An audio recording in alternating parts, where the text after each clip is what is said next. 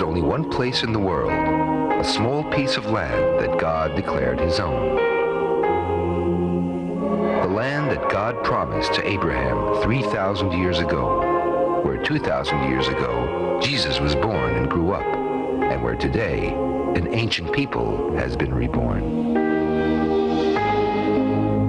Now's the time to receive inspiration from God's commandment to Abraham. Arise and move about the land. Now's the time to be where it all began. Now's the time to be in the land of Israel.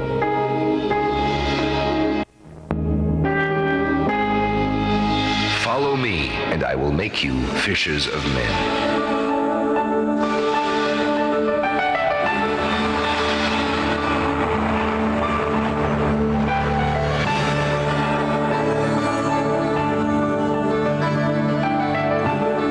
Of the country lies the biblical heritage of the tribes of Naphtali, Manasseh, Asher, Zebulun, and Issachar, providing an abundance of sites to visit. Jesus was born in Bethlehem, but many key events in his life occurred in the areas surrounding the Sea of Galilee. In this region, he grew in wisdom and spirit, and in every direction you look, you feel as if you're walking in the footsteps of Jesus.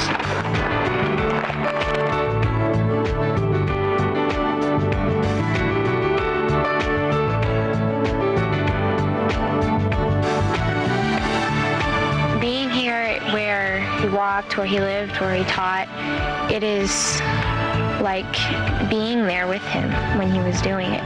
You read the Bible, what he said here in these places, and it's like you're actually there when he did it.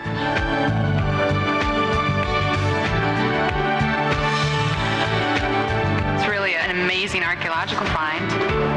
Something that really makes you understand better how the fishermen were back then, and gives me a better view of maybe how Jesus and his disciples fished and were on the Sea of Galilee.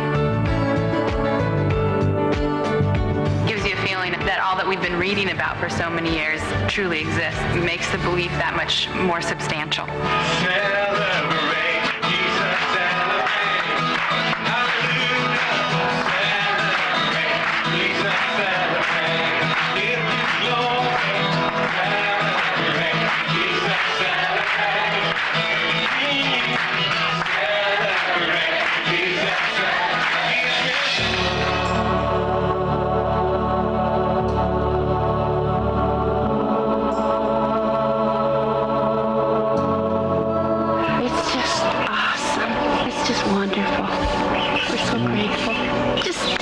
Jesus walked, and to be here, and the peace of God is so here.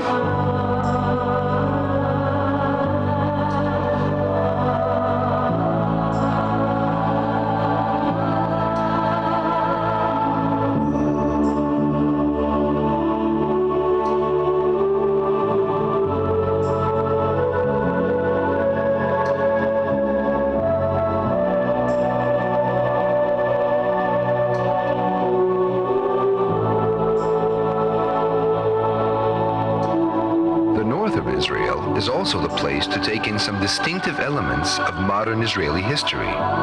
Both in the War of Independence and the Six-Day War, major battles were fought up here on the Golan Heights.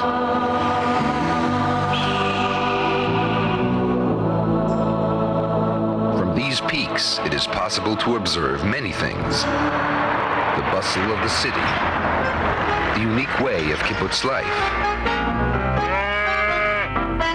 the cooperative society of the Moshav, and the coexistence of various religions and different cultures. But above all, the great vision and prophecy of making the desert bloom comes to life before your eyes, here in Israel.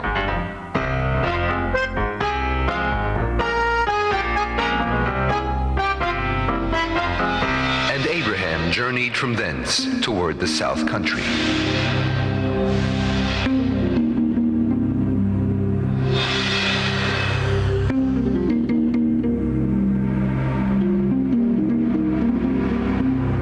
South south of Israel is characterized by the truly spectacular desert landscapes and its inhabitants, both new and old.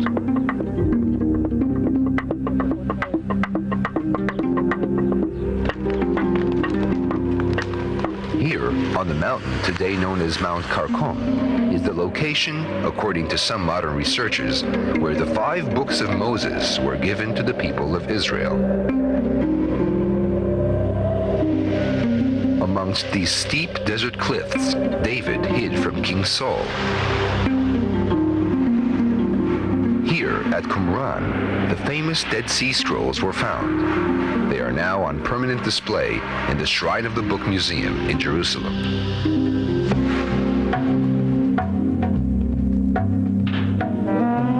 The fortress of Masada, where Jewish zealots held out against the Romans after the destruction of the Second Temple, leaving behind a tragic legacy of heroism and a fight for freedom.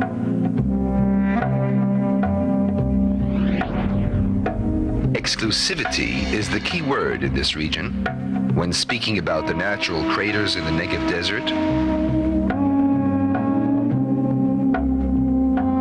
or exploring the ruins of the Nabateans, the past masters who reigned over this desert and brought with them expensive supplies of frankincense and myrrh, which they traded along the spice trail.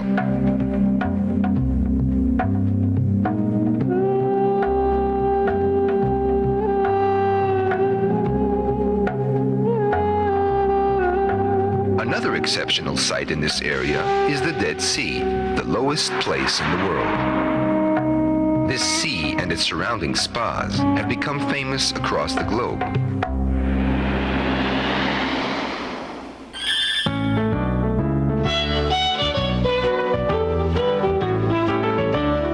The south of Israel is the place for many a unique experience, mysterious or wild. And yet all these sites remain a comfortable distance from each other, as well as from the center of the country.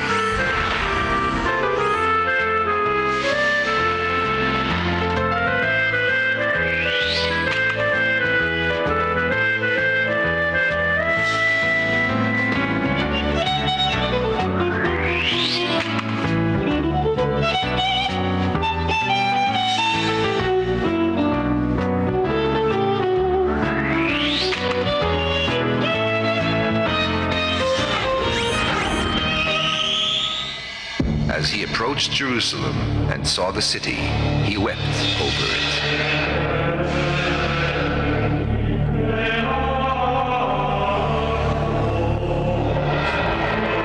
Jerusalem, without doubt, is the jewel in Israel's crown, the city of faith and hope for over 2,000 years.